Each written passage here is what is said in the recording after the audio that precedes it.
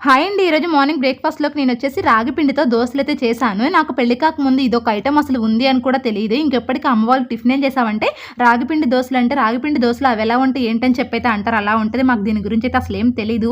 ఇంకా once corona వచ్చిన తర్వాత అందరూ ఇంకా హెల్తీ ఫుడ్ మీద పడిపోయారు కదా! అప్పుడు నేనొచ్చేసి అమ్మ వాళ్ళ ఇంటి దగ్గర ఉన్నాను. చిన్న బాబుని డెలివరీ అయ్యి. మా హస్బెండ్ వచ్చేసి ఇక్కడైతే ఉన్నారు. ఇంకా అప్పుడైతే ఏ షాప్స్ ఏమి ఉండేవి కాదు కదా! అన్నీ బంద్.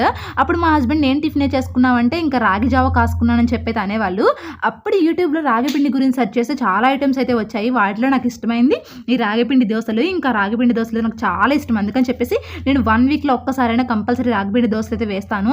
హెల్త్‌కి చాలా మంచిది. ఎముకలు గట్టిపడతాయి. బలంగా ఉంటామంట. మా పిల్లలకైతే చిన్నప్పుడు పెరుగు యాడ్ చేయకుండా రాగి జావలా కాసేసి కొంచెం బెల్లం యాడ్ చేసి సెర్లాక్‌లా పెట్టేదాన్ని. ఇప్పటికీ ఇస్తాను. వాళ్ళైతే అసలు తినరు, ఇష్టపడరు.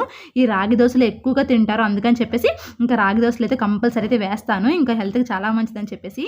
Thank you for watching. By. Do subscribe, like, share.